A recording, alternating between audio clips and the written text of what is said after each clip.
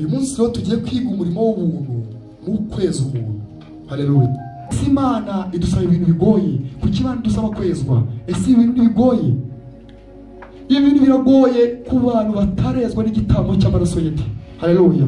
Nibishoboka ko telefone idacaginze ijya mu muriro. Haleluya. Birayikomereye. Ese mwayikonekita na bluetooth ikajya mu muriro? Ese mwayitereka hafi ya raronje ikajya mu muriro? Niko ku muntu utaremera ko Kristo yamumwereye igihano cye ku musaraba akagisogongera akakigotomera bitamushobokera kwezwa, kubera ko no gusaba ingurube yoze ngo ntiyanduze. Barabivuga mu migani. Nko kubwira imbwa yarutse ngo nisubire ku birutsi byayo kandi yabonyemo inyama. Haleluya. Byanditse mu migani.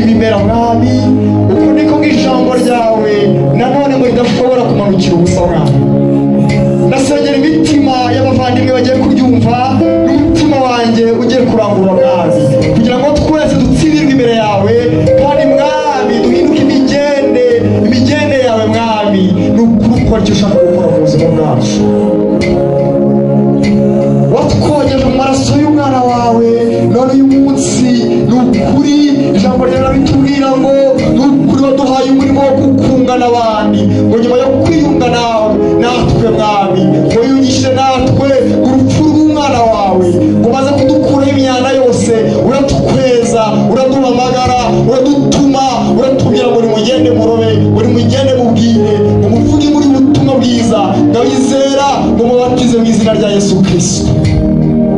Ushimwe Yesu kubw'uyu mwanya umpaye n'abavandimwe baduhaye, ndasaba uyu umugisha mu izina rya Yesu Kristo. Urakoze bisabye byizeye, tugukomeye amashyi mu izina rya Yesu Kristo. Amen, amen. Ngo nta kindi gihesha gukiranuka mu bisi no mu ijuru, ngo keretse kwizera gusa ko wogejwe de n'amaraso ya Yesu. Haleluya. Umuririmbyi yagiye mu mwuka abona ko nta kindi kintu ashobora gukora, aba nkaho bavuze ngo simfite icyo nakora, ngo nizeye umusaraba gusa. Haleluya. Niko kuri nta kindi umuntu yakora ngo abashe kwinjira mu bwami bw'Imana. Haleluya. Keretse kwizera gusa ko hari amaraso yavuye nde, ko hari isoko y'amaraso igitonyanga ku munyabyaha bw'imbi, igitonyanga ku muntu wese wasamye ategereje kwasamira no kunywa ayo maraso. Yesu yaravuze mu gice cya 6 cya Yohana, aravuga ngo nimunywa amaraso yanjye, umurye n'umubiri wanjye, kuko amaraso yanjye ari byo byo kunywa by'ukuri, ngo kandi n'umubiri wanjye ari byo byo kurya by'ukuri. Haleluya. Yibutse ijambo ry'Imana ni ukuri, ndasenga ngo uze gufungura umutima wawe uryumve rwose mu mwuzuro waryo. Ngo bazatinya guhinguka imbere ye, ngo bazahinduka ubwoba gusa. Hariho umunsi uzaba umuntu wambaye inyama n'amaraso ahatazatinyuka guhagarara imbere y'Imana ishobora byose. Ubushize ubwo narabivuze mu biteye ubwoba gusumirwa n'amaboko akomeye y'Uwiteka, nk'uko byanditse mu gitabo cy'Abaheburayo. Biteye ubwoba ko umunyabyaha wambaye umubiri asumiwe n'amaboko akomeye y'Imana ije kumusukaho umujinya wayo. Haleluya. Ntabwo nifuriza umuntu wo muri rasa kuzajya imbere y'Imana atinya, ariko ijambo ry'Imana rivuga, ndetse no muri Bibiliya rivuze ngo nukwiyambura iyo myambaro mibi ngo Yesu akwambike y'ubukwe. Mu Byahishuwe niho babivuga neza, iyo wamenyaga ko uri umutindi wo kubabarirwa, wari uzi ko uri umutunzi, ariko wapi, ngo dore mugira inama, mugure imyambaro yera, mugure imyambaro yera. Haleluya. Nukuri kositimu ntiyatuma uhagarara imbere y'Imana ngo nuko watoreje neza ikubone neza. Haleluya. N'imikenyero myiza ntiyatuma uhagarara imbere y'Imana ikubone ko wambaye. Umuririmbyi rero abizi aravuga ngo dore nambaye ubusa. Haleluya. Ndakwiginze unyambike. Imana ikeneye imitima ica bugufi, ikicara hasi, ikiginga Imana ngo twambike.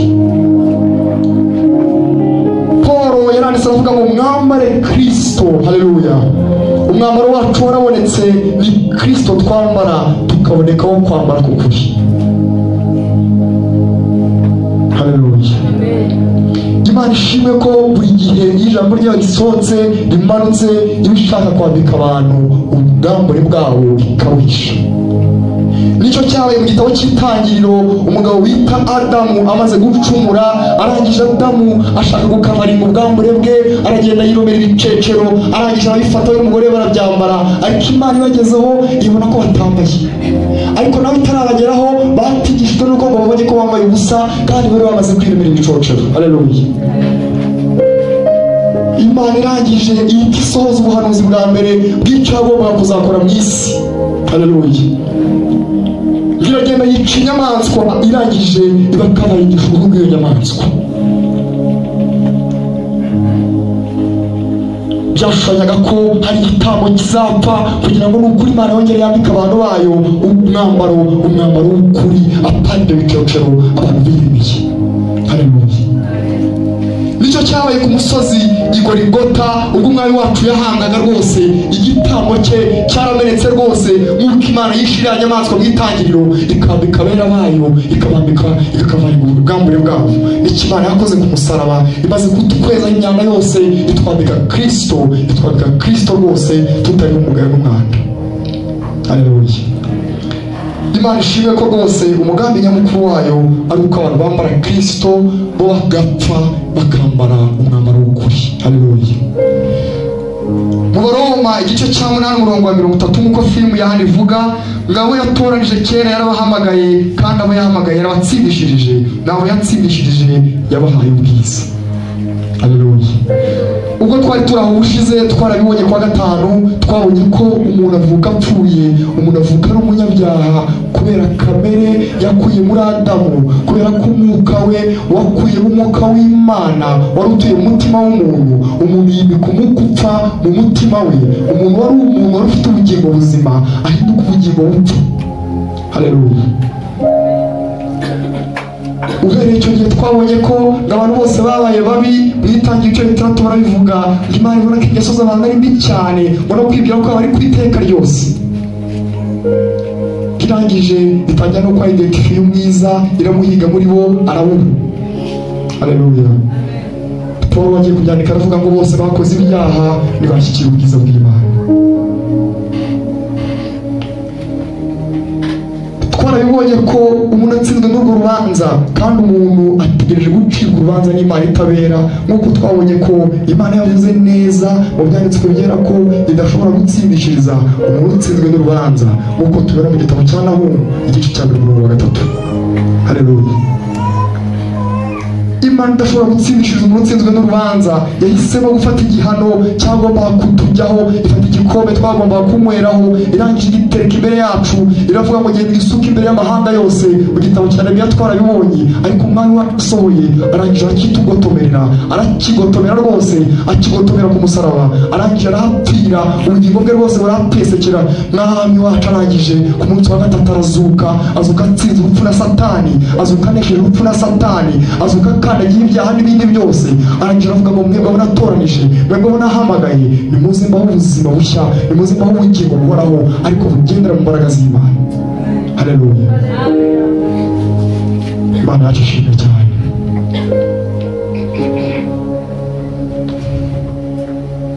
None Imana iri kuduhamagarira ikintu gikomeye ku bantu twari kumwe kuwa gatanu. Bumvishe muri ubutumwa bwiza n'ababyumvisha mbere yaho. Topiki y'umunsi irareba abantu bamaze kubashuka ko bongejwe mu maraso y'umwana w'Imana. Haleluya. Ni nko kuza muri kaminuza uje kwiga ugashaka gufata amasomo utarakoze registration, ntabwo bishoboka. Niko kweza kudashoboka ku muntu utarongejwe mu maraso ya Yesu Kristo. Haleluya. Nihuse nuko uwezwa ninde. Haleluya. Uwezwa nuwamenye ko ari umunyabyaha bwimbi wo gucirwaho urubanza n'Imana, akamanika amaboko ye akavuga ngo ndinde ndi umunyeshyano, ndinde ndingegera, ndinde ndi umupfu, akavuga ngo ntegereje umuzima ari we Kristo wera w'Imana utanga ubuzima bwera mu bo yahamagaye.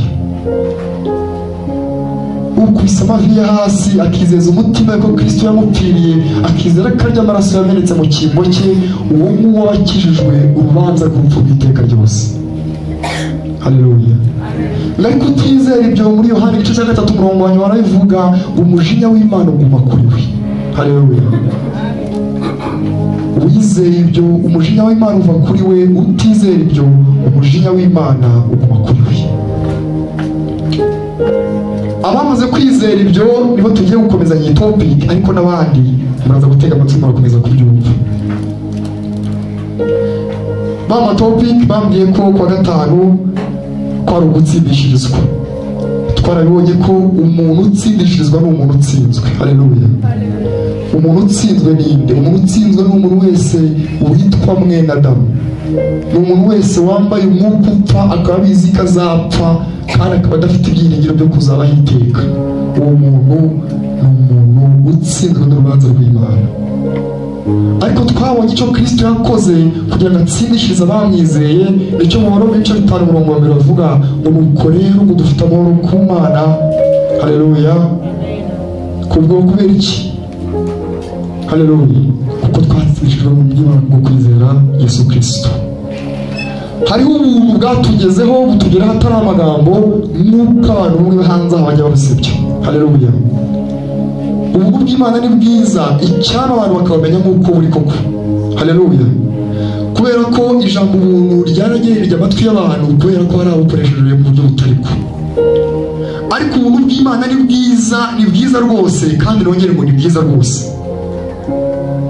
kubera ko twarabibonye nta kindi twari guha Kristo ngo yemere gusogongera ku gikombe cy'umujinya w'Imana. Haleluya. Ntabwo ari amaturo yacu yamujyanyeyo, ntabwo ari ibitambo byiza twamuhaye, ni Kristo watugiriye ubuntu, aturebye ngo tumeze nk'intama zitagira abungeri, aturebye tubona ngo tumeze nk'abadafite iyo bava n'iyo bajya, arangira avuga ngo nkwiriye kubamanukira. Haleluya.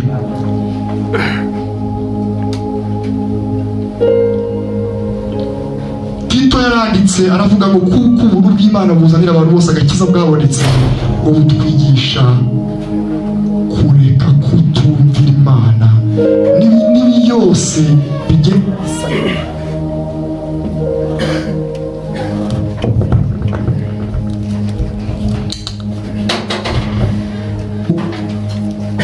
ubuntu bw'Imana butarageraho ngo umukize, ngo umukureho umuvumo wavumwe n'amategeko wazanywe na Adamu.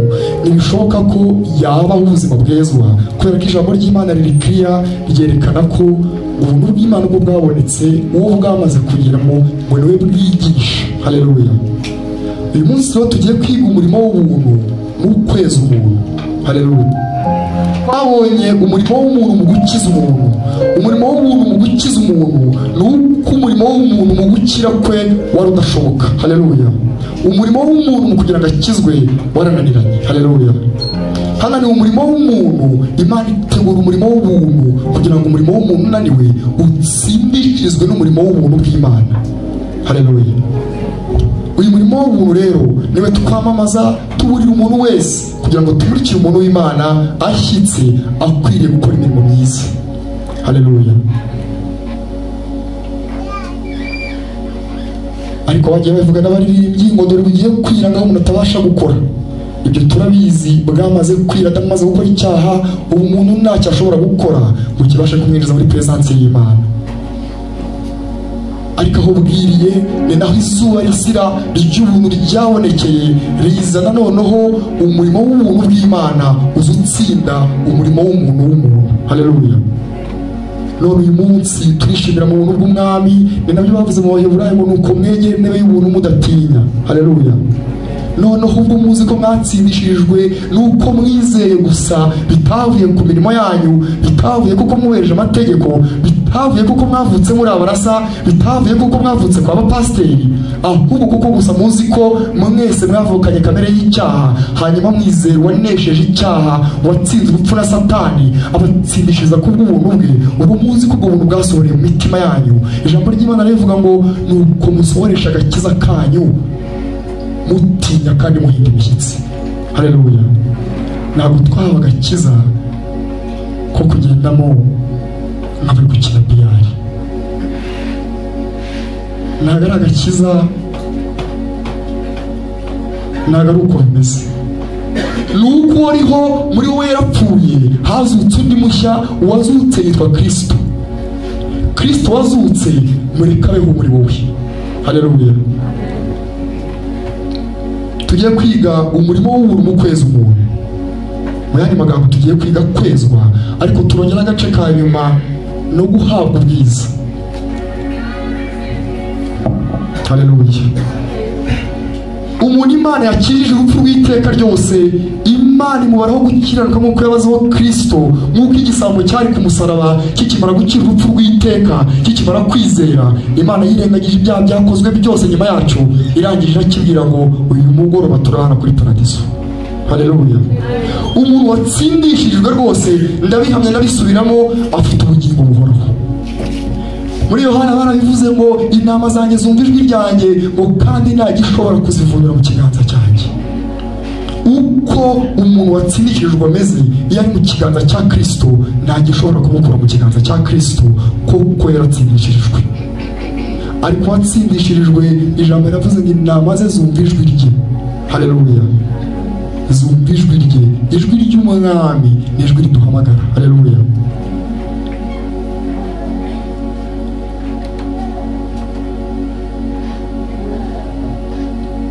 iyo urebye kwezwa ni ikintu bita kwera mu magambo make. Haleluya.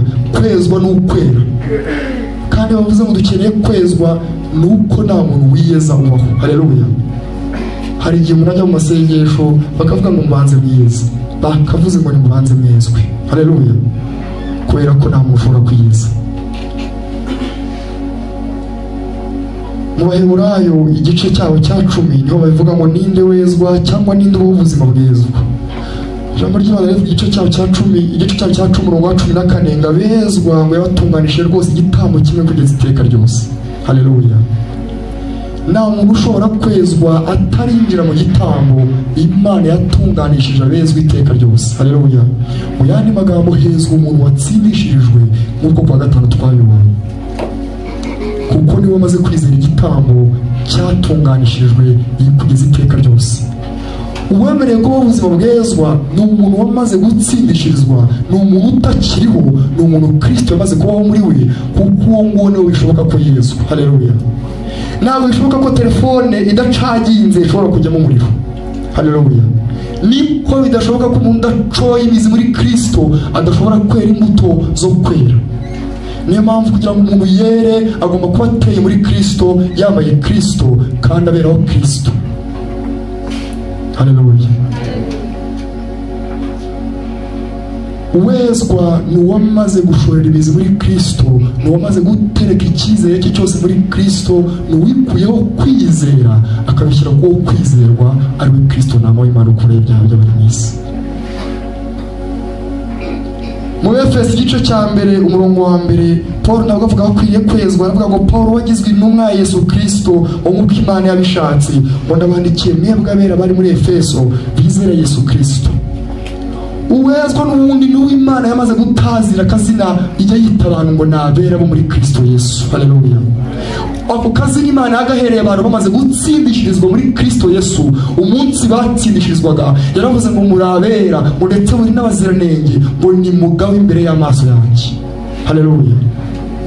Abo yatsindishirije abo nabera mu maso y'Imana, ariko nabera mu mwuka, kuko twabonye ko umwuka wabo urapfuye, noneho bamaze kwizera nibwo bahawe umwuka wera wo muri Kristo Yesu. Uwo mwuka babaye mabera ntabwo uza gutura mu mibiri imbata z'ubusambanyi, imibiri imbata z'ubusinzi, ntabwo bishoboka.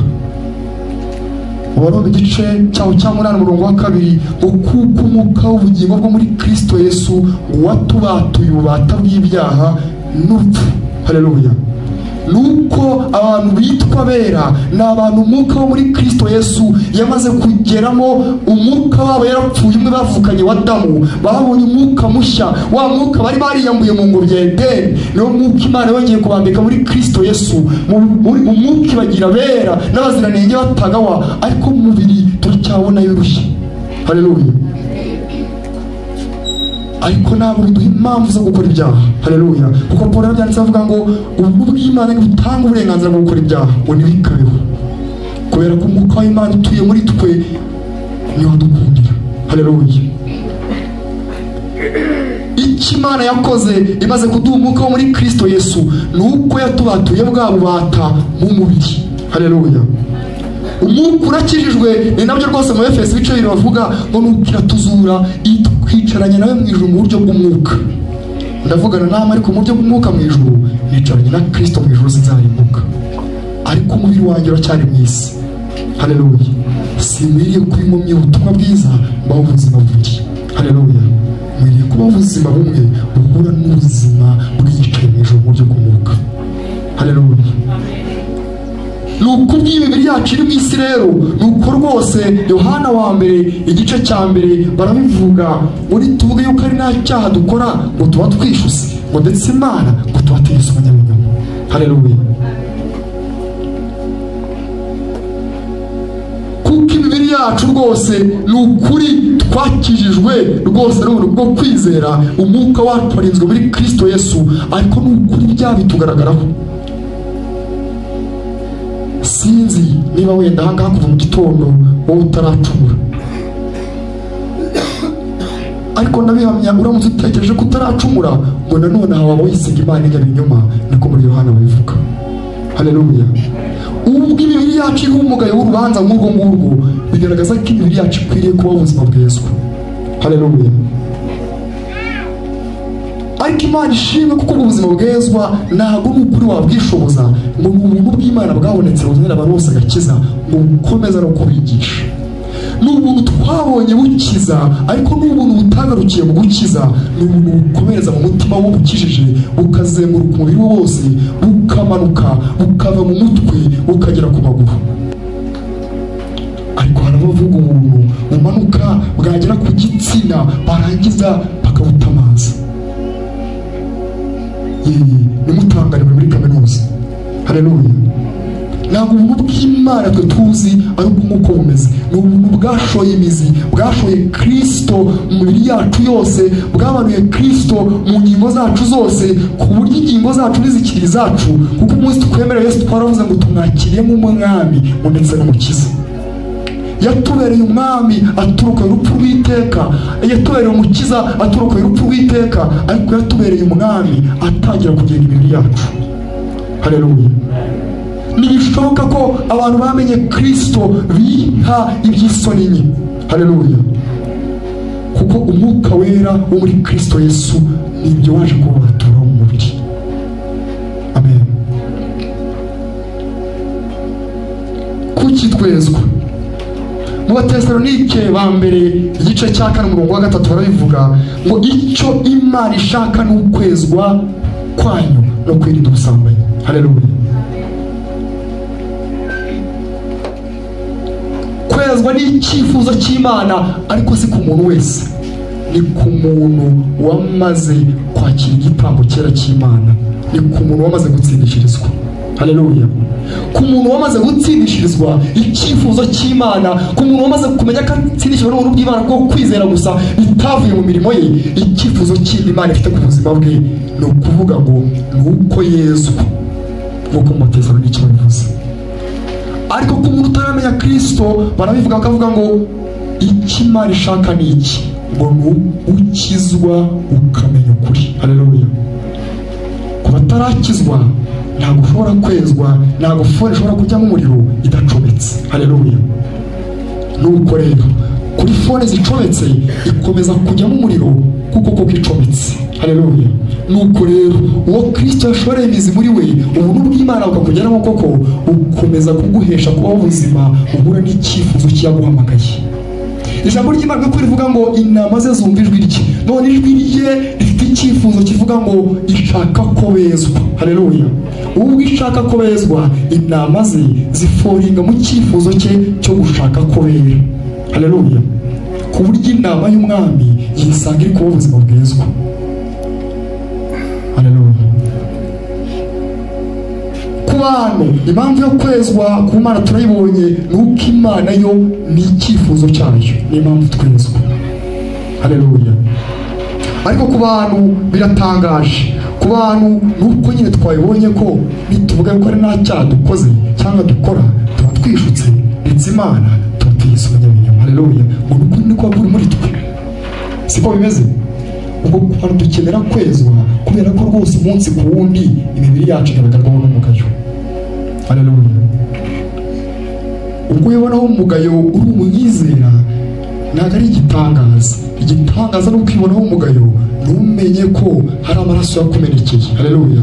Hari umwami wabivuze mu ndirimbo yaravuzwe, yaravuga ngo umwami yambonyeho gukiranirwa ngo nancire urubanza rubi. Haleluya. Ngahubwa anyita iki? Anyita ukiranutse kuko ambonyeho iki? Kuko ambonyeho amaraso. Haleluya.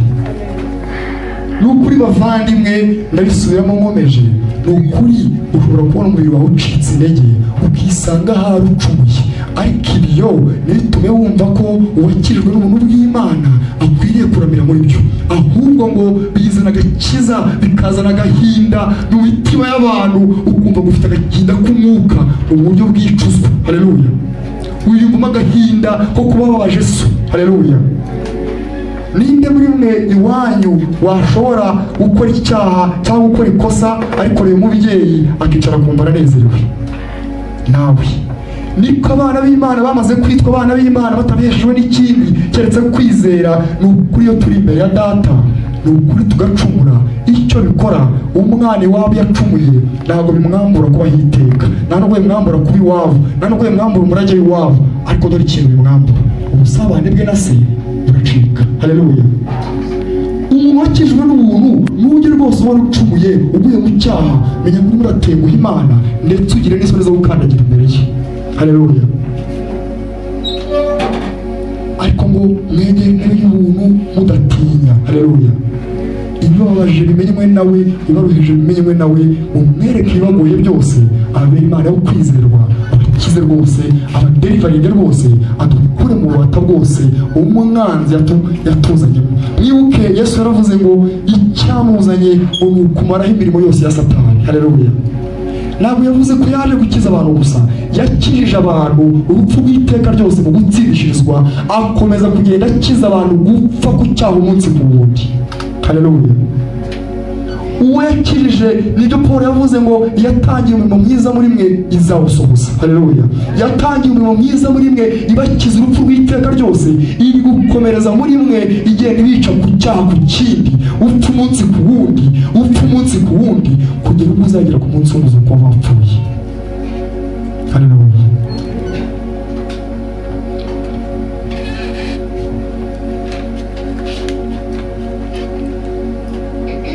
Yohana ibice 17:17 biratangaje.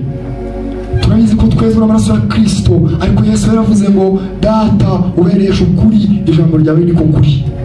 Haleluya.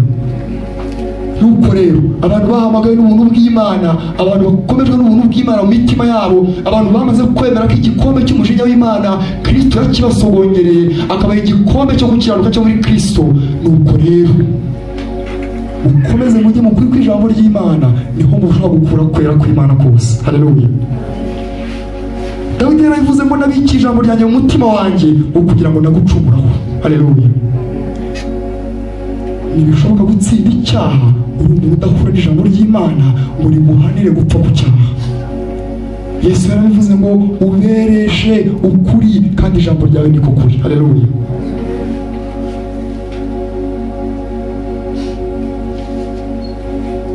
Wakijwe n'ubuntu bw'Imana ushaka kuba ubuzima bwejejwe, ntabwo ubuzima bwejejwe ari disipurine, ubuzima bwejejwe ni Bibiliya iba ufite mu biganza. Haleluya.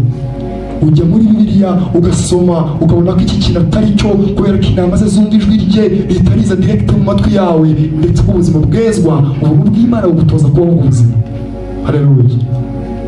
Ni ukuri ntabwo biva mu mwete wagize, nubwo bisa nkaho ari umwete wagize, biva mu gushaka kwa Kristo wiyunze namwe mukira abanyabyaha mu gihe gikwiriye, akagusohoreza agakiza muri wowe kugira ngo ube ubuzima bukwiriye bwa bundi yaduhanye mu gikombe cye, cya gikombe cyuzuye gukiranuka no kwera kw'Imana. Haleluya. Ese Imana idusaba ibintu bigoye? Kuki Imana idusaba kwezwa? Ese ibintu ntibigoye? Ibintu biragoye ku bantu batarezwa n'igitambo cy'amaraso ye. Haleluya. Nibishoboka ko telefone idacaginze ijya mu muriro. Haleluya. Birayikomereye. Ese mwayikonekita na Bluetooth ikajya mu muriro? Ese mwayitereka hafi ya raronje ikajya mu muriro? Niko ku muntu utaremera ko Kristo yamumwereye igihano cye ku musaraba, akagisogongera akakigotomera, bitamushobokera kwezwa, kubera ko no gusaba ingurube yoze ngo ntiyanduze. Barabivuga mu migani. Nko kubwira imbwa yarutse ngo nisubire ku birutsi byayo kandi yabonyemo inyama. Haleluya. Biranditse mu migani. Ariko ntabwo ibintu bikomeye kubera Imana abo yatsindishije muri Kristo Yesu. Nk'uko bamwe bajya babivuga ngo amadini ya kirokore gashyiraho abantu mu bubata bw'amategeko ngo n'ibintu byinshi. Ntabwo ibintu bigoye kubera ko ibi bintu ntabwo biri muri wowe, kubera ko wowe warapfuye, si wowe ukiriho, ni Kristo uri muri wowe. Niba ukivuga ngo ni wowe, ni wowe ukiriho koko, ubanza urindira ubanza upfe. Haleluya. Ariko gatari wowe uriho, ubwo ari Kristo uri muri wowe, noneho ibintu birashoboka. Noneho umeze nka telefone icaginze igiye kwinjiza umuriro. mu Bakorinto ba mbere igice cya mbere umurongo wa 30 haravuga ngo niyo ibaha kuba muri Kristo Yesu. Bamwe yatoranyije nk'uko twabisomye, bamwe yatoranyije ngo niyo ibaha kuba muri Kristo Yesu, ngo bahindukiye ubwenge buva ku Mana. Amaze kubabera ubwenge buva ku Mana, amaze kubaha ibintu byose, amaze kubatsindishiriza urupfu rw'iteka, icyo yakoze ngo yabahindukiye no gukiranuka, ngabahindukira no kwezwa ngo no gucungurwa. Haleluya. Muri kumva ibintu bikiri muri bano bantu, ni Kristo wageze muri we wahise ubahindukira ibyo bintu. Twongere tuwasoma Bakorinto ba mbere igice cya 30. Bamwe yatoranije ngo niyo ibaha kuba muri Kristo Yesu, waduhindukiye ubwenge buva ku Mana. Ntabwo ari mwebwe, si ishyaka ryanyu rituma muguma muri Kristo. Haleluya. Oya, niyo mbere na mbere ibaha kuba muri we. Niyo mpamvu intama ze zitazarimbuka ngo na hato. Haleluya. Kuko uramutse kuretse ushyiremo y'ifoti yawe, twaguha icyumweru kimwe. Ariko ubwo ariyo ibiyikorera ikaguha kuba muri yo, dore icyo yakoze. Ntiyaguhindukiye kuba muri yo gusa, ngo yaguhindukiye no gukiranuka. Haleluya. Irangije yongeraho ngo no kwezwa. Sicyo turimo turiga. Ese ibintu birakomeye. Muri kumva bitabitse muri Kristo. Kwizeraho ntago rwitwazo dufite, kubera ko yaduhindukiye ibi byose. N'ubwo kwezwa tuvuga yarakuduhaye, amaze kudutsindishiriza yaratubwiye ngo mugende wowe umwera nk'uko wera. Kandi ntabwo abitubwiye nk'amategeko, kuko amategeko niyo bishoboraga. Ibyo amategeko yananiwe gukora kubw'intege za kamere y'umuntu, ngo amategeko ngo yarabinaniwe, ariko umwuka wabisohoresheje ijambo rya Kristo.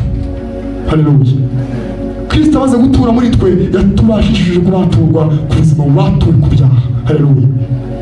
Bajyaga bavuga mu kera ngo nta muntu ugereka itabi ry'urumogi, ariko nabyibuka amaze gukizwa, njyewe ntabwo nzi uko ibintu byagenze, nuko Kristo yaje muri jye arambuhura. Haleluya. Bamwe bajya muri rihabu bakajya kwivuza, bakajya gukora ibiki. Ntibishoboka ko ni ukuri kujya muri rihabu kumaramo inyota yo gukora ibyaha.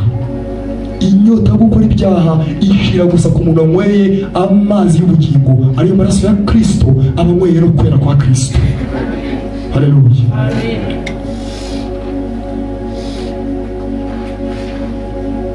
Reka dusome mu gitabo cy'Abaroma igice cya 8 umurongo wa 1 kugera kwa 12, tuvuge gake gake twumva uko bavuga. Kubera ko amasandi ku Rwanda n'igihe muranyemerera njye nihuta, ngo nuko rero noneho abari muri Kristo Yesu nateka bazacirwaho. Babandi bamaze kumenya ko batakiriho, ahubwo barafashwe baterekwa muri Kristo Yesu, icyambere ngo nateka bazacirwaho. Haleluya.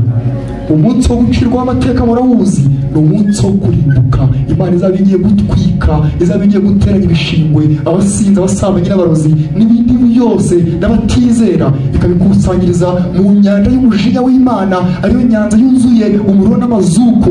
Ya nyanja izica urupfu bwarwo, igatwika na Satani. Iyo nyanja niba batazizi, niba batizera, niba abanyabyaha, niba batizera, bazasogongera mu mujinya w'Imana. Haleluya.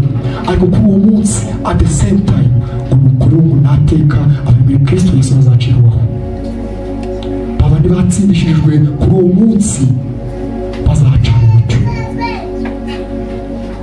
Babisobanuye kuko rya tegeko ry'umwuka w'ubugingo bwo muri Kristo Yesu ryarindi wa mwuka wawe waratakaje, umaze kuza wazanye itegeko, ntabwo wazanye amategeko nk'uko tubibona mu gitabo cya Mose. Wazanye itegeko rimwe ryonyine, itegeko ryo kwera. Haleluya. Itegeko ryo kubatura umuntu ku buzima bw'ibyaha. Haleluya. Umurongo wa 3, kuko ibyo amategeko yananiwe gukora ku bw'intege nke za kamere yacu, Imana bishoboje ubwo yatumaga umwana wayo afite ishusho ya kamere y'ibyaha, kuba igitambo cy'ibyaha, icira ibyaha bya kamere y'iteka, kugira ngo gukiranuka kw'amategeko gusohozwe muri twe.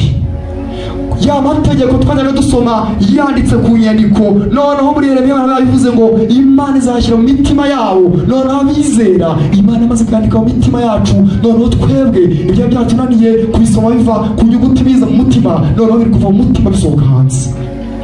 Ntabwo tugikura amategeko hanze ngo dushaka kuyihambiraho nk'uko abafarisayo babigenzaga, ahubwo noneho amategeko y'Imana tumaze kwakira Kristo yaragiye yandika mu mitima yacu, noneho ubu ngubu rwose ava mu mitima yacu agaragarira hanze ko turi abakiranutsi mu ngeso zacu.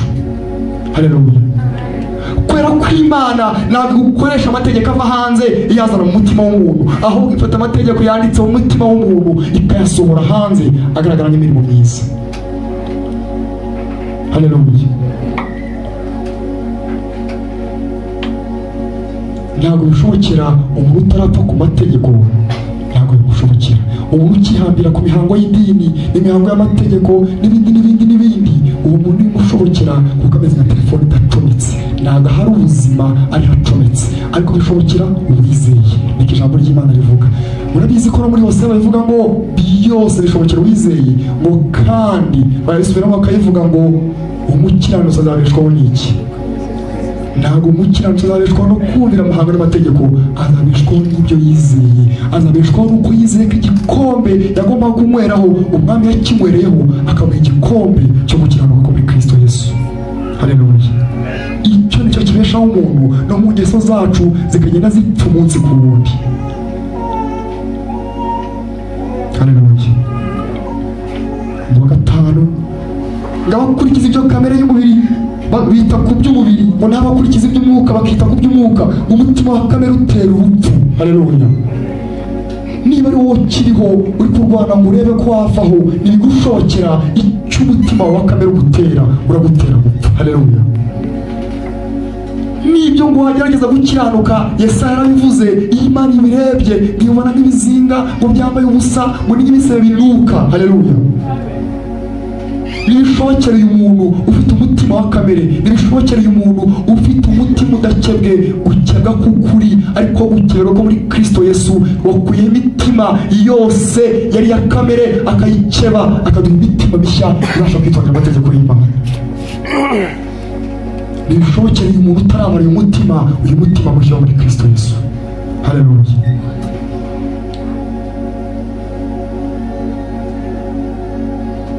Kuko umutima wa kamere ari umwanzi w'Imana, kuko utumvira amategeko y'Imana ndetse ntushobora kuyumvira. Arega burya bari mu butware bwa kamere ntibashobora kunezeza Imana. Biratangaje umuntu utarakebwa mu mutima by'ukuri, kwicara yaba ari gusirimba, guhaguruka akabyina, gakumva gakaba kabonye Imana, ntabwo Imana ishobora kukareba kuko ari mu butware bwa Satani, ntibashobora kunezeza Imana. Haleluya. Kuko abantu bafite imitima itwawe na kamere yabo ntibishoboka ko banezeza Imana, kandi abafite imitima itwawe na kamere y'imitima yabo ntabwo ari abantu gusa bakoze ibyaha, ni umuntu wese wavutse ari mwene Adamu akaba ataravuka ubwa kabiri. Haleluya. Ni umuntu wese umwuka wera atarahamanya nawe ngo uri umwana w'Imana, kuko abavutse ubwa kabiri ngo imitima yacu, imyuka yacu ihamanya na Kristo n'umwuka wa Kristo, kuko turi abana b'iki? Turabizi. Utabizi ntibigushobokera. Niyo mpamvu uri kurwana, niyo mpamvu uri kuwa mbere urwana no kubahiriza ibintu, ariko bikarangira wumva umutima wawe ukirimo gapu, bikarangira wumva umutima wawe ntabwo uri kuzura, kubera ko urashaka kwemeza Imana uyemeresha imirimo yawe, ushaka kwemeza Imana uyemeresha kwezwa kutajya kubaho ku mutima wa kamere. Imana buri munsi ihora kwemeza ko ni ukuri bishoboka kwakiranukira Imana. Haleluya. Ariko ibyo ngibyo byakunaniye umutima wa kamere, byawunaniye umutima w'umwuka urabisoza. Haleluya. Ndabasengera abantu bose bari aha ngaha uko twagize kuwa gatanu rwose, utarakira umutima w'umwuka, uyu mutima ni ukuri awakire, kubera ko ijambo ry'Imana riramira ngo igihe kirageze ubwo Imana igiye kuza ngo guhana abantu bose ngo bakebwe ariko badafite imitima ikebwe by'ukuri, mu gitabo cya Yeremiya. Haleluya. Abantu bose bakebwe, abantu bose baza gusenga, abantu bose bashobora kuba bipfuka ku mutwe, abantu bose bashobora kuba bamara bikwiriye, ariko imitima yabo ikaba iri kure ye nk'uko umuhanuzi yabivuze. Abo ngabo ngo igihe kirageze ngo yerekane ko bakebwe gukebwa k'umubiri atari ugukebwa k'umutima. Haleluya. Umugabane wabo turawuzi, ni umugabane uri mu nyanja yaka umuriro n'amazuku. Haleluya. Ariko mwebwe ni muri aba kamere, ahubwo muri abo umwuka, ni umwuka w'Imana aba murimo. Haleluya. Wa mwuka twatakaje muri Adamu twarabibonye. Niba koko umunsi usoroma ukawikuramo, uyu munsi waramenye ko hari umurimo w'ubuntu wakozwe wo kugusubizamo nta kintu ukoze, bikorewe muri Kristo wagusogongera ibyaha byawe, ukaba ubicyemera, uwo mwuka yagarutse muri wowe. Haleluya. Niba koko umwuka aragarutse muri wowe n'umuvandimwe, kunonoha iby'amategeko ategeka wabishobora, ariko ntiwabishobora kuko uri kubyihatamo, nuko hari umwuka wo muri Kristo Yesu noneho utuye muri wowe. Haleluya.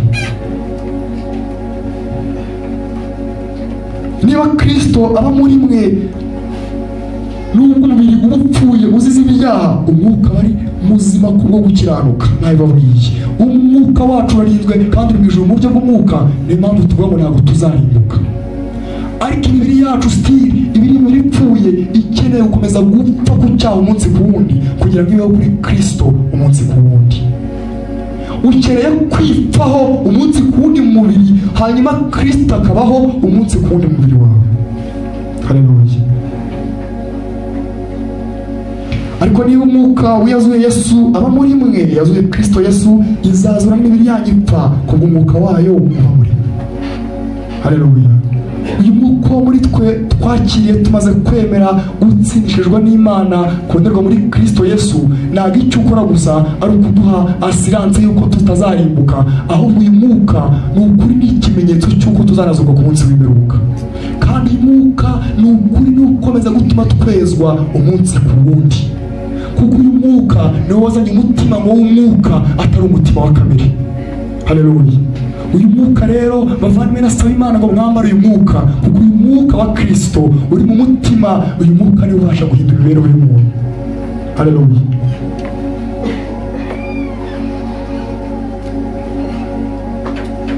Igihe kirageze ubwo basenga data mu kuri no mu mwuka, ubwo basenga data bakwiriye kumusengera mu kuri no mu mwuka. Haleluya.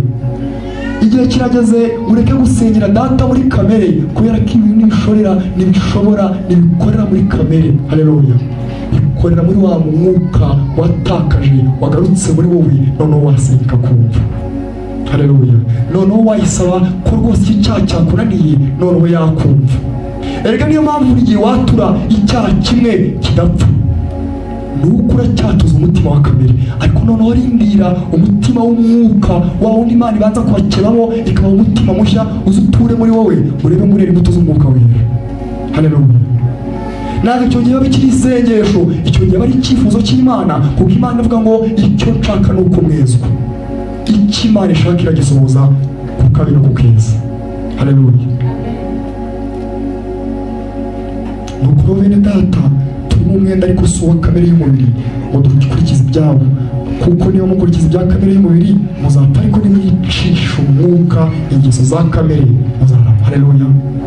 Bavandimwe, dufitiye umwenda Imana, ariko si umwenda wo gukurikiza amategeko. Haleluya.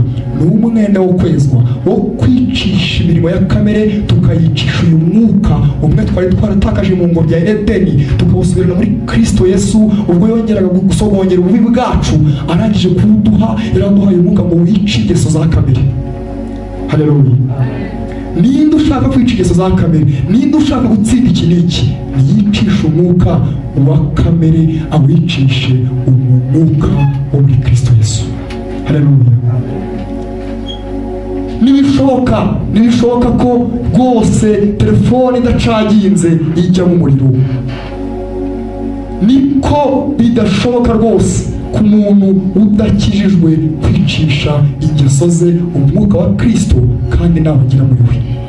Haleluya. Igishoboka ni uko ingeso zawe zikunaniye iyo wakiriye Kristo, ngo zishobora gupfa, kuko uri mu mugabo watsinze urupfu na Satani agatsinda n'ibyaha, kandi yagutsindishije gupfa kw'iteka. Ariko si cyo cyonyine, buri munsi agenda agutsindishiza gupfa ku cyaha, ugapfa icyaha ku kindi. Haleluya. Yesu ashimwe. Mu Efeso ibice 4 ngo hariho umubiri umwe ngo n'umwuka umwe, umwuka mwahamagara ibicyiringiro kimwe cyo guhamagarwa kwanyu. Imana iduhamagara ntabwo ari kuduhamagara ngo twirukanke imisozi ngo tujye hariya na hariya, n'ubwo ibyo nabyo birimo twebwe abo bakijijwe. Muri Petero wa mbere igice cya 14-16 yaravuze ngo mube nk'abana bumvira, ngo nimwishushanye n'irari mwagiraga kera mukirinjije. Icyambere ngo nimube nk'abana bumvira, kuko ntabwo mukiri abantu banyu, musigaye muri abana b'Imana. Haleluya. Ariko bivuga ngo ahubwo nk'uko ubahamagaye ari uwera, ngo ariko namwe mubabera mu ngeso zanyu zose. Haleluya. guhamagarwa kwacu nk'uko twabisomye niyo filime uyu munsi n'ubundi iryo jambo bamaye ni uko guhamagarwa tumaze gutsindishwa muri Kristo Yesu dukomeza guhamagarirwa kubaho ubuzima bwera nk'uko wabuduhamagariye nawe ari uwera. Kandi ubwo buzima duhamagariye nawe babwiye ntiburuhije ntibugoye kubera ko yatangiye umurimo mwiza muri mwe ageza awusohoza. Mu gitabo cy'umukristo cyangwa igitabo cy'umugenzi babivuga neza nuko umugenzi bamujyana mu cyumba, narangije nageze mu cyumba nkabona icyumba kiri kwaka umuriro mwinshi. Imana iramubwira ngo iki ni mu mutima w'umuntu uri kwaka umuriro mwinshi, ariko Satani gaturuka inyuma gakaza gakajya agenda aca hejuru mu myenge gacishamo amazi gashaka umuriro uzima, ngakimara kuko ari umutunzi imbabazi nyinshi ngo yica munsi ikajya yenyegezamo icyo bita amavuta, noneho umuriro ugakomeza ukaka. Haleluya. Umuriro ukomeza kwaka mu mitima y'abakijijwe, ni n'akantu bakomeza kwezwa kuko Imana yarawutangije umutima w'umuntu. Uyu muriro yacanye umutima w'umuntu irawukomeza ugakongera imibiri yose, umuntu akaba ubuzima bwejejwe. Icyakora ku bwacu ntibishoboka kuko Satani batugerereje, ariko kuko atari twe tukiriho ari Kristo uriho kandi ari wenyegeza agashyiramo ayo mavuta, umuriro wacu ukomeza wake mu mitima yacu. Ni ukuri kose umuriro ukomeza ukaka, abantu tugapfa ku ngeso zacu zo. Haleluya. Ariko ibyo byose bikorerwa mu mutima wakebwe, ntabwo bikorerwa mu mutima utarakebwe. Haleluya. Bikorerwa mu mutima wamaze gupfa hakajya mu mutima mushyashya, naho umutima ubasha gufunguka ukinjiza umwami, ukinjiza byose, ukakira umwami ukamureka akawuyobora. Haleluya.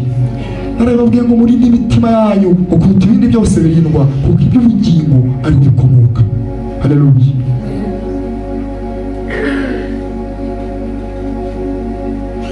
Turabisubira rwanga imitima yanyu irarindwe. Haleluya.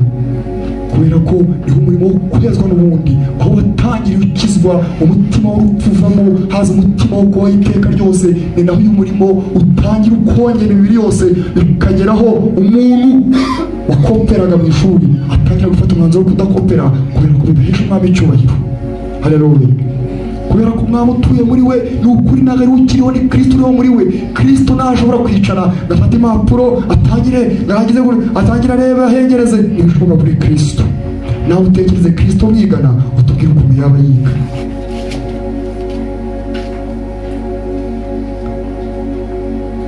Haleluya.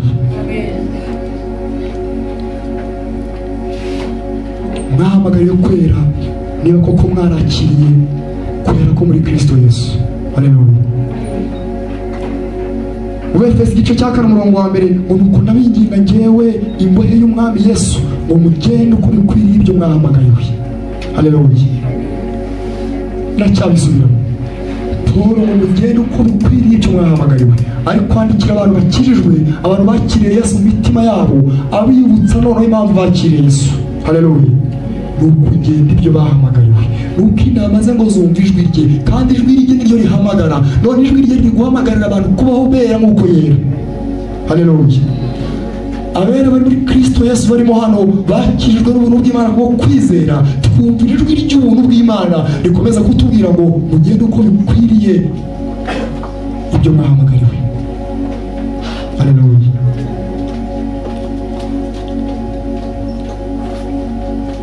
Pawulo ndi kubabwira yatanze ubuhamya yivuzeho ikintu gikomeye ku munsi ukomeye cyane, ayenda gupfa arangije abivuga mu gitabo cya mbere cya Timoteyo, uwajyayo yajyayo tukahasoma. Haleluya. Igitabo cya kabiri cya Timoteyo ibice 4 umurongo wa 6 kugera ku wa 8, umbwire niba wakitangaho nawe ubwo buhamya ukavuga ngo nanjye nuko bimeze. Paul yari abizi ko yatsindishijwe no kwizera Kristo gusa ku bw'ubuntu bw'Imana, akaba ari mu ijuru mu buryo bw'umwuka.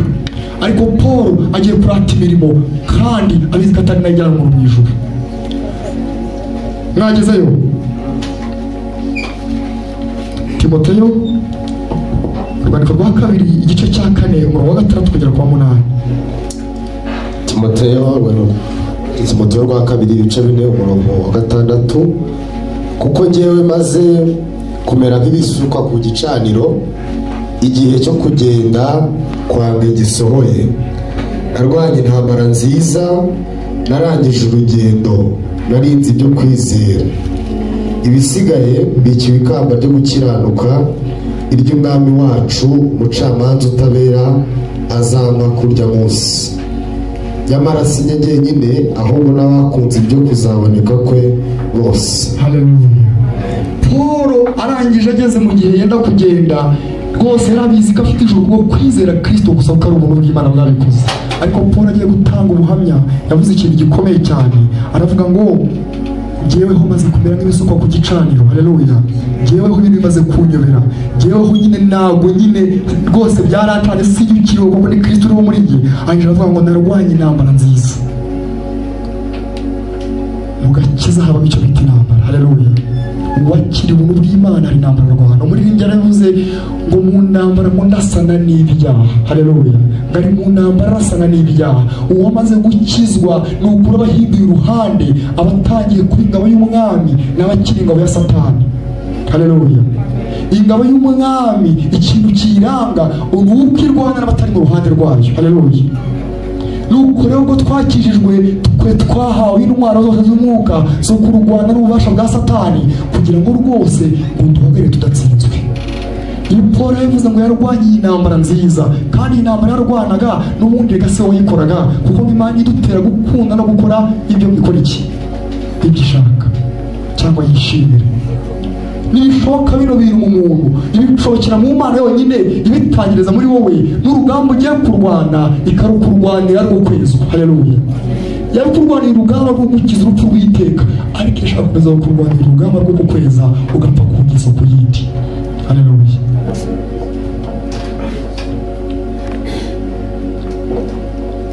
Bavandimwe, ntabwo ari hano honyine Paul atanga ubuhamya, ariko ahita anahamya ko arabizi ko abikira ikamba ry'ubugingo. Ikintu gituma tubashwa ko twakijijwe si uko tuzi kuvuga ko twakijijwe bwo kwizera. Haleluya. Nubwo ari byo, nuko ubuzima tubayeho bugaragaza ko twakijijwe n'ubuntu bw'Imana kubwo kwizera. Abaturebye umunsi ku wundi ngo barebe ingeso zacu, ngo data wa twese uri mu ijuru, bakavuga ngo koko bariya ni abakristo. Ntabwo bavuga ngo ni abakristo, baravuga ngo ni abakristo. Haleluya. Koko baraguzwe, ntabwo ari abakristo b'iki gihe, ni abakristo, ni abaguzwe na Kristo, bashyizwe ku ruhande, ntabwo bakiri ni ihene, bashyizwe mu ntama z'umwami. Haleluya. Mu Efeso ibice 17 kongera kwa 32 avuga ngo Paul nagongera gutangira ubuhamya b'Efeso. Arabize ko mu gice cya kabiri yari babwiye ngo mwakijwe n'urumwana rwo kwizera, ngo ntibyavuye kuri mwe, gusa no kumira Imana kugira ngo hatagira uwirarira, ahubwo n'iki ngo ni impano y'Imana. Haleluya. Amaze kwibutsa uburyo bakijijwe mu gice cya 4, nabo batangira ubuhamya. Kwezwa biramataringa abavandimwe, ngo nicyo gituma mvuga ibi, ngo bihamye mu mwami yuko mutakigenda nk'uko abapagani bagenda bakurikiza ibitagira umumaro byo mu mitima yabo. Ubwenge bwabo buri mu mwijima, kandi ubujiji bwabo burimo kunangirwa kw'imitima yabo. Batandukanije ubugingo buva ku Mana, kandi bihaye ibiti by'ubusambanyi bwinshi, kuko iby'isoni nye byose bifatanije no kwifuza, ariko mwebweho ngo nimwize Kristo gutyo. Haleluya. Amaze kuvuga iby'abapagani byabagenzaga, uburyo bihaye ubusambanyi, uburyo bihaye gukopera, uburyo bihaye kubeshya, uburyo binjiza abasore mu mageto, uburyo abakobwa binjiza abakobwa mu mageto, amaze kwisobanura ibyo bintu byose, arangishaza ku bantu bakijwe n'ubuntu bw'Imana bwo kwizera. Aravuga ngo mwebwe nimwize Kristo gutyo. Twe twize Kristo utanga ubuntu buzura umuntu upfuye bukamuha ubugingo, kandi twize Kristo wahaye ubugingo amuha kugenda, akandagira ibyaha, agenda abatuka ku ngeso z'ububi bwose zari zaramubase. Haleluya. Mwebweho nimwize Kristo mutyo, nimwize ubuntu bw'Imana buvuga ngo mukore ibyaha none ubwo mwatsindishirijwe, ahubwo mwize ubuntu bw'Imana bwatsindishirije abanyabyaha, bugakomeza kubigisha nk'uko muri Tito babivuga, ubwo bwabonetse ngo butwigisha. Haleluya. Ubwo mwize ubuntu bw'Imana buvuga ngo butwigisha, nyuma yo kudukiza buzanakomeza kugera no mu ijuru aho buzatuzura. Haleluya. Ngo mwene mwize Kristo mutyo, ngo niba mwaramwumvise ngo mukigishirizwa muri we ibihura n'ukuri ko muri Yesu. Haleluya. Ngo babwirize ingeso zanyu za kera, ko mukwiriye kwiyambura umuntu wa kera uhenerezwa no kwifuza gushukana, mugahinduka bashya mu mwuka w'ubwenge. Bavandi, intego nyamukuru ni uguhinduka mushya mu mwuka w'ubwenge. Haleluya. Turabizi ko umwuka wacu warapfuye, twarabonye kwa gatanu. Ubuzima bushya, ubuzima bwezwa butangira muri uwo mwuka twakiriye muri Kristo Yesu, ubwo twongera gusubirana ibyahoze ari ibyacu mu ngobyi ya Edeni twari twaratakarije muri Adamu. Haleluya. Uyu mwuka urakomeye kandi uyu mwuka uramataringa rwose bavandimwe. Ngo mukambara umuntu mushya, ngo waremeye ibyo gukiranuka no kwera bizanywe n'ukuri nk'uko Imana yabishatse. Haleluya. Igihe kirageze ng'abakristo bicayemo hano mwambara umuntu mushya, kuko rwose umuntu mushya wo kwambara tumuzi. Paulo yavuze ngo mwambare Kristo. Nta bundi buryo twambara Kristo. Kristo si ikote, tumwambara tunywa amaraso ye, ndetse tumwambara turya umubiri we, twarangiza ngo tukaba turi ibyo kunywa by'ukuri, tukaba turi ibyo kurya by'ukuri, ngo tukaba tunyweye n'amaraso y'ukuri, ngo aho tubasha kurimbuka noneho. Haleluya. Icyo gihe tuba twambaye gukiranuka kwe.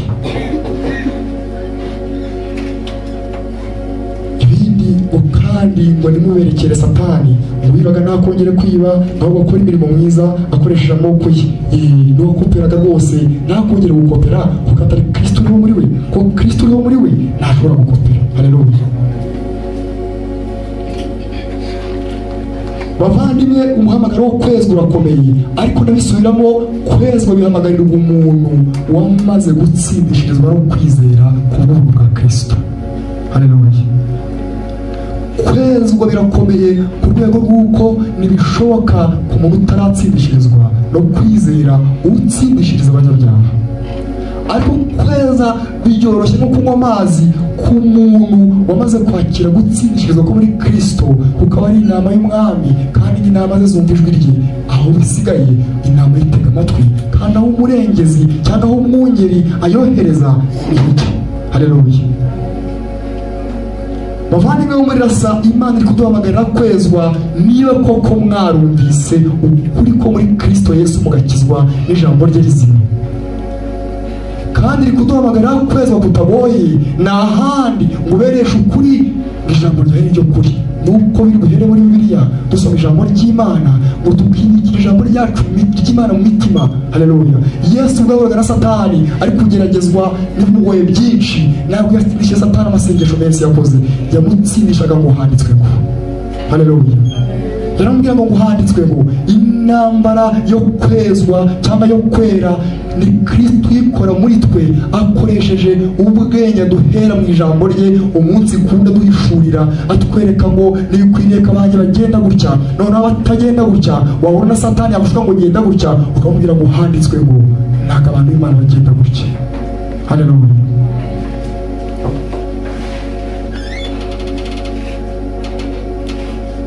Uyu muntu kuba ubuzima bwezwa azava umunsi yatsindishirijweho kugera umunsi apfa akibonaho umugayo. Haleluya. Ariko azarinda agira mu mva akiri kurwanya intambara nziza, kuko na Paulo arabivuze, aravuga ngo ninde wagize umubiri upfa. Haleluya. Ukubera ko mugerageza gukora ibyiza, ariko ibi bigakora iki? Bikananga imbere. Umuntu wambaye Kristo rwose ushobora kwibona ingeso zitari nziza, ariko nibura ushima Kristo iteka ryose, umubwira ngo ndakwinginga mwami, ni ukuri ngwino wice n'izi ngeso. Haleluya. Urugendo rwo kwezwa tuzarubaho kugera tugeze ku munsi wo guhera umwuka. Nicyo bavuze ngo Kristo afashe igihe mu isi ari mu ntambara, ntabwo ari mu yindi ntambara. Haleluya. Nta kindi turi kubuhuza. Haleluya. Turi mu ntambara turasana na Satani uturasa imyambi. Si ibanga Satani n'umureka akakurasa bakagusambanya, uzarwara sida, nubwo utazaba utakaje agakiza, ariko uzarwara sida. Haleluya. Umwambi uzaba ugihinguranyije. Ni ingenzi ko twambara intwaro zose z'umwuka, tukambara agakiza, tukambara kwizera n'ingabo, tukambara inkweto z'ubutumwa bwiza, tugafata inkota y'ijambo ry'Imana. Aho duhurira na Satani hose tukaba tumeze nk'ingabo ziteguye kurwanya urugamba rw'umwami. Haleluya. Kandi ngo ntidushoboza muri byose, ubyibuke ko bitava muri twebwe.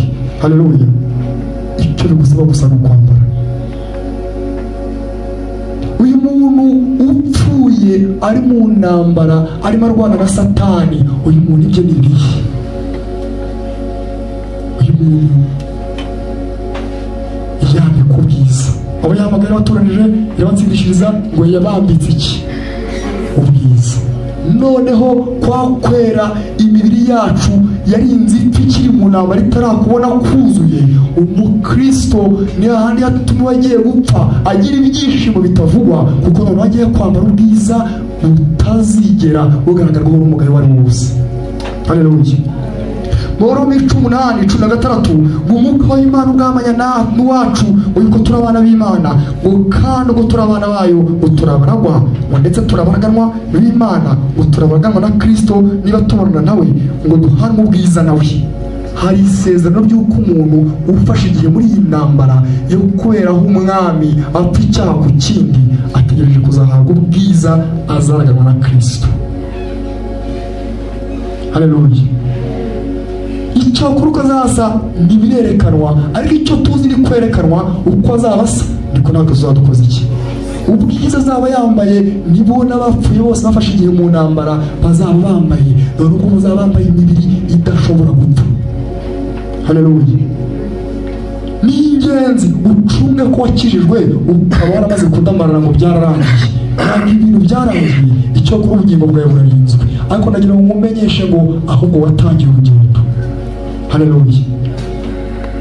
Niba ko kuri mu rugendo ntibishoboka ko wasubira inyuma, kuko Imana iri kumwe nawe, niyo ikomeza kuguha ubuntu butuma ukomeza kugendamo kugera ubwo uzasohora ku munsi w'abapfuye maze ugahabwa ubwiza. Haleluya. ngo mbonye uko imibabaro y'iki gihe idakwiriye kugeranwa n'ubwiza tuzahishurirwa. Haleluya. nuko umwanditsi yandikaga Paul agiye mu mwuka akayibona ngo mbonye ko ubwiza tuzahabwa butageranwa n'imibabaro y'iki gihe. Nibiyo emera utigiye mu ntambara, emereweho ubuzima butineza nk'uko iyi si isaba ko twinezeza, ariko niba uguhishurirwa umunezero n'ubwiza tuzahabwa muri Kristo Yesu ubwo azaba agarutse. Haleluya. Ntabwo ushobora kubyiyumvisha umubiri tuzaba twambaye utabasha gucungura. Haleluya. Ntabwo ushobora kwiyumvisha ukuntu umuntu ufashe igihe mu ntambara yo kwezwa kandi yezwa na Kristo agapfa azambika ubwiza, noneho umubiri udapfa utabora wa wundi Imana abikiye abera. Haleluya. Bashaka kuzambara iyo mibiri bavandi, kuko uwo munsi twe twenyine tuwutegereje. N'ubundi barayavuga mu Roma ngo kuko ndetse ngo n'ibyaremwe byose ngo bitegerezanye amatsiko guhishurirwa kw'abana b'Imana. Bavandimwe, ntabwo turahishurwa uko dusa, turacyambaye umubiri, baracyatureba bakatubona mu mubiri, ndavuga bizera. Ariko ibyaremwe birabizi, ubajije ibyatsi byakubwira no kutari Imana ngo yumve, ariko yo irabyumva, ngo bitegerezanyije amatsiko kuzareba abana b'Imana duhishurirwe twambaye ubwiza noneho bwacu. Haleluya. Bavandimwe, hari ubwiza tuzambara, ubu twambaye imibiri ipfa, ariko iyi mibiri izabora ni ukuri, twambara umubiri utabora, umubiri Imana yabikiye abera bayo. Morome 5 ngo dushyikirije ubuntu dushikamyemo bwo kwizera, ngo tubone uko twishimira ibyiringiro byo kuzabona ubwiza bw'Imana. Umukristo wese uri aha afite ibyo byiringiro ngo byo kuzabona ubwiza bw'Imana. Umuntu wese wizeye ubuntu bw'Imana, ibyo byiringiro ngo ni nk'igitsikamutima gituma ategereza Imana no kuzabona ubwiza bwayo. Haleluya. ngo kandi ibyo byiringiro ngo ntibikoze isoni, ntabwo bikoze isoni. Haleluya.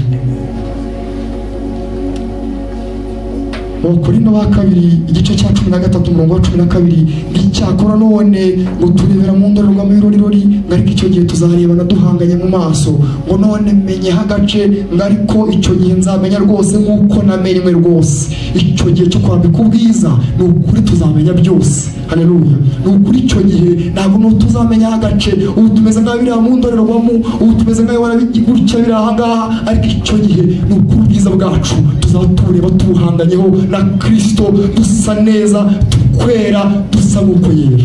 Haleluya. Niko guhamagarirwa kwera duhamagarira uko yahamagariye abera, tuzera nyakwera tumaze gukandagira nayo mu ijuru, noneho twambaye umubiri utabasha kwandura na hato. Ndimo nsoza ngo nimurebe urukundo ruhebuje Data wa twese yadukunze, ngo rwatumye twitwa abana b'Imana, ngo kandi niko turi. Ngo nicyo gituma ab'isi batatumenye kuko batayimenye, ngo bakundwa ubu turi abana b'Imana, ariko uko tuzamera ngo ni kurerekanwa, ariko icyo nzi cyo ni uko Yesu niyerekanwa tuzasa nawe. Haleluya. Abari kuba ubuzima bwatsindishirijwe bugenda bupfa ku cyaha umunsi ku wundi, niyo bantu ibyiringiro bategerezanyije kuzareba n'umwami wabo byo kuvuga ngo azabasate. Impamvu bafite ibyo byiringiro ni uko n'abari ko bazababasa. Haleluya. Kuko uhereye mu isi ngo wamagara ari uwera, nabo bashatse kubabera nk'uko nawe ari uwera. Uhereye uwo munsi bakijijwe, bafite ibyo byiringiro byo kuzababera noneho mu mwuzuro w'umwuka no mu mubiri. Niyo mpamvu bazahindurirwa imibiri mishya, kuko imibiri yacu ntabwo iraba glorified. Haleluya.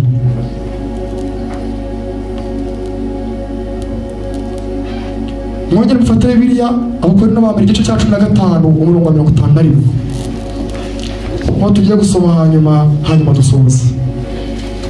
Abakorinto ba mbere igice cya 15 umurongo wa 51, hanyuma kansome igice cya 15 umurongo wa 51.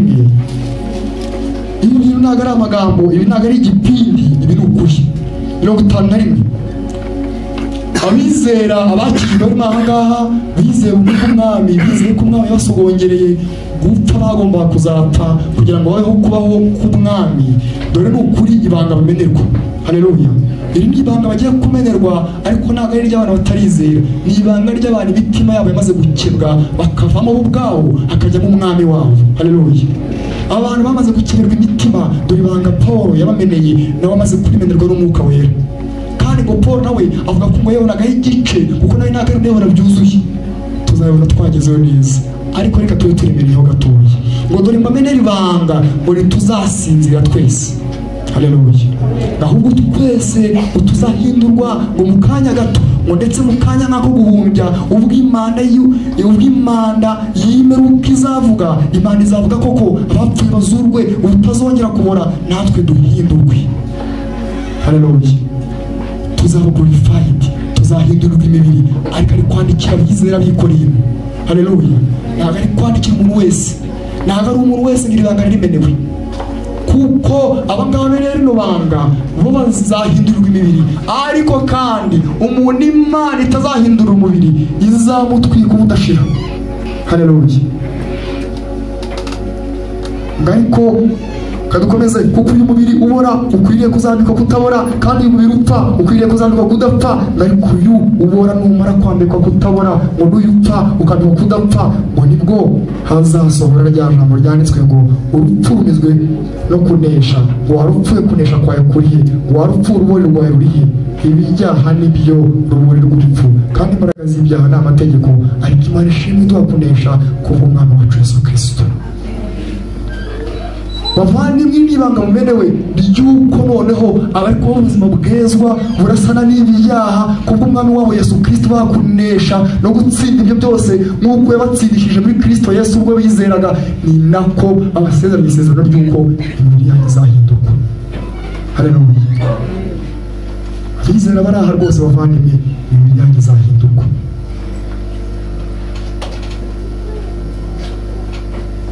Nituzi umunsi ibyo bizabera, kuko n'umwana yarabivuze, Yesu yarabivuze avuga ngo igihe sinyizi uretse Data wenyine, ariko igihe gishobora kuba ari n'uyu munsi muvandimwe, gishobora kuba mu kanya saa 9:15.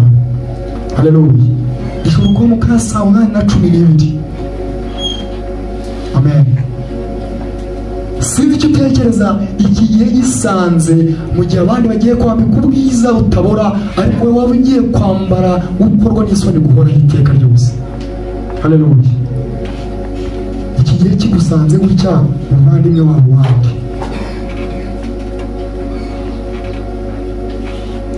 dore ndakugira inama.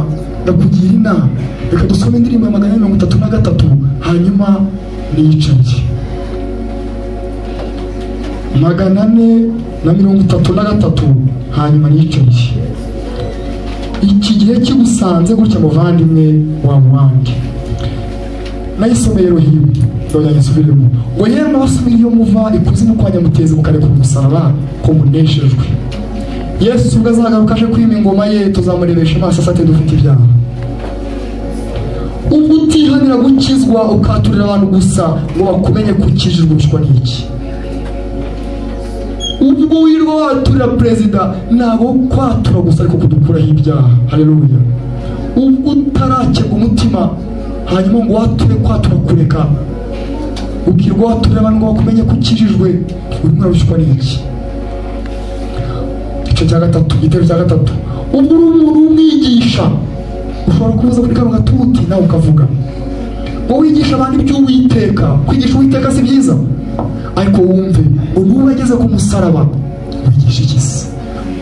Iyo utageze abantu ku musaraba ntabwo uri kubageza hamwe wa mwuka w'ubugingo wongeye kubonekera kuko bari barawutakaje. Haleluya. None se uri kuvuga iki? Uri kutubwira amateka ya Mose? Yesu yarabihamije ngo mu byanditswe byera byose ugomba kumurondora mukamubonamo. Haleluya. Uburyo bw'inyanja itukura Abisirayeli bayambukaga bakajya mu gihugu cy'isezerano nta kindi bambukaga nuko baciye mu nyanja itukura. Niyo maraso ya Kristo natwe atukura twongera gucamo tugera mu isezerano ry'iteka ryose. Haleluya. Ubwo utabona amategeko ya Mose ngo yabonemo Kristo ubu rero umuntu. Ubwo utabona Mose nk'uwashoreye abantu n'abageze muri Egiputa akagera hananirwa ananiwe itegeko ry'Imana kubitaho kabiri bigasaba witwa Yosuwa. Nuko amategeko yashoreye abantu ariko ntiyabashaga kubinjiza mu ijuru. Byasabye Yosuwa, byasabye Jesus kuza kuzuza ibyo ngibyo byose kugira ngo twambuke. Muvandimwe urebe ko Aburahamu ajya gutanga igitambo, nawe yagiye gutanga igitambo, arangije abona inama mu ruhande, arangije Imana aramubwira ngo yizana ari utamba. Aburahamu ahita ajya mu mwuka aravuga ngo ni ukuri ku musozi w'Uwiteka igitambo cy'Uwiteka kizaba. Ahita Yehova yiri. Haleluya. Yari abizi neza kuko uwo musozi niwo Kristo yabambweho, nicyo gitambo cyaje kuboneka nyuma. Yarabimenye ko Imana ntiyakemera ibitambo bivuye mu mwana we, Imana ntiyanyurwa nabyo. Yarabimenye ko Imana izanye n'igitambo cyayo kizatambira ku musaraba kuri Golgotha. None ubwo umwigisha w'abantu ugasobanurira abantu ibya Mose, iby'Uwiteka, n'ubageze ku musaraba wigisha iki? Ubwo uri umunyangeso nziza ushyitsa byose by'itorero ntusohore ku musaraba wizeye iki? Ubwo utura amaturo menshi, ubwo witanga ibintu byinshi, ubwo uri umuririmbyi wamara ukikwiza ariko ukaba utarasohora ku musaraba wa Kristo, utaniye na ngeso nziza kuko abangeso nziza bazarimbuka. Haleluya. Ntabwo wabura hari muri zino mbino byinshi ndi kuvuga. Harimo abigisha, harimo abangeso nziza. Katujye kuri ngeso nziza kane.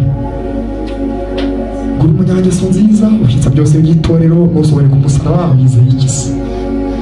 Gatanu, ubwo uri umunyabwenge bwinshi, iyo turi mu ishuri n'uworondora byose, nawe uzi gusoma slide ukabonamo ukuri kose. Muzi ngo byose uzi kubigenzo ngo kuyoberwa iby'umusaraba wizeye iki se? Haleluya. Niko ko tubona fiziki uyumva, ko na first class uyingayinga, ko n'abari mahanga bazifite, ariko ko wayoboye iby'umusaraba nawe ukawuyobera ngo nawo ubwo mwizeye iki bavandimwe?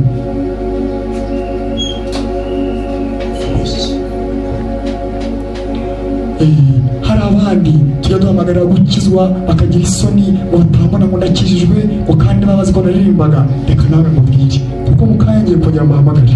Haleluya. Ubwo uri umunyesoni nyinshi utinya kwihana ngo ukizwe. Haleluya.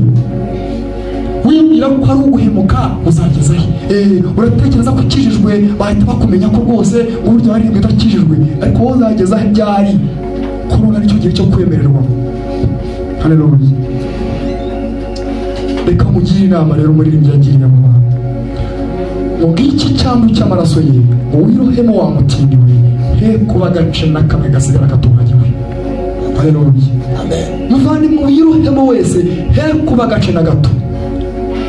Iyi ndirimbo iravuga ngo abantu banjye batuye imitwaro yose ariko bisigariza ingata. Haleluya. No, muri Kristo nta ngata twasigaranye. Niyo warayituye ntabwo uratura, niyo ngata yituremo. Umanukemo wese ntihasigare umusatsi ureremba, umanukemo wese urinde muri Kristo haguruke cyane mwigisha.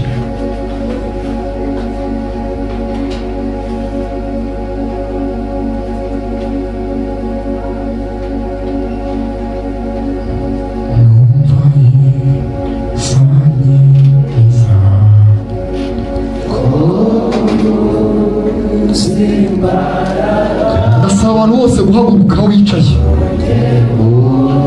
indirimbo umunyangisozi umushyitsa byose by'itorero ariko ntushyike ku musaraba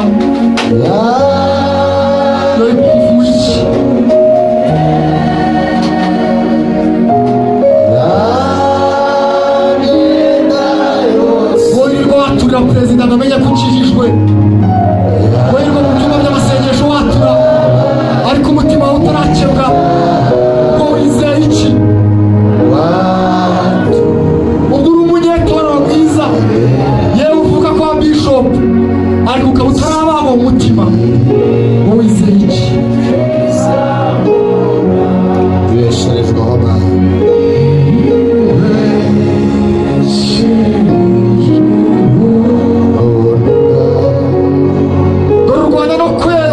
ariko umeze nka telefone idacaginze ishaka umuriro ngo abagore b'i Yerusalemu mwe ngo nimworoge umworogere abantu batere batyo ubwo bagiye guhura n'ishyano ariko rupfu rw'iteka ryose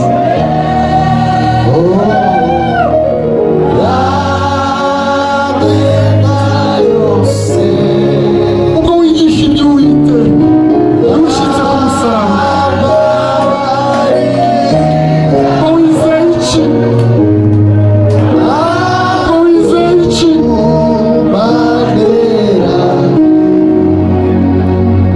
nasaba ngo barekeraho